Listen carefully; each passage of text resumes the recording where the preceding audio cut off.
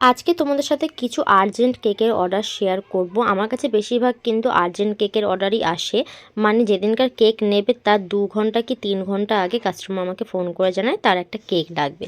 তো সেরকমই এই কেকটাও ছিল। এই কেকটা নেবে ঠিক দুপুর 2টো কি 3টে ওরকম সময় নিয়েছিল, আমার ঠিক মনে নেই, কিন্তু দুপুরবেলা নিয়েছিল। আর আমাকে সকালে কাস্টমার কল করে বলে তার একটা এরকম বেন্টো কেক লাগবে। তো সে নিজের মতন করে কাস্টমাইজও করে নিয়েছে। আর এই কাস্টমার যখন আমার কাছে অর্ডার করে তখন অনেক দিন আগেই অর্ডার করে, মানে মিনিমাম 4-5 দিন আগেই আমাকে অর্ডার করে রাখে, কিন্তু এই কেকটা তার খুব আর্জেন্ট লাগতো তাই সে আর্জেন্ট অর্ডার করেছে।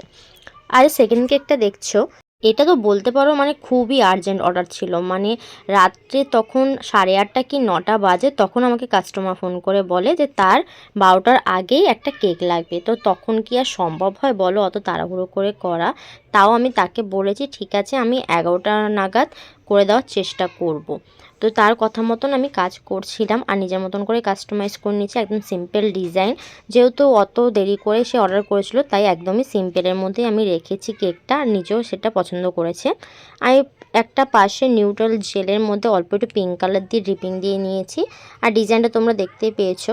তো এই দুটো কেক তোমাদের কেমন লাগলো আমাকে কমেন্ট করে জানিও। আর এরকম যদি আর্জেন্ট কেকের অর্ডার কেউ দাও তাহলে মিনিমাম হাতে 3 থেকে 4 ঘন্টা টাইম নিয়ে তারপর অর্ডার দেবে।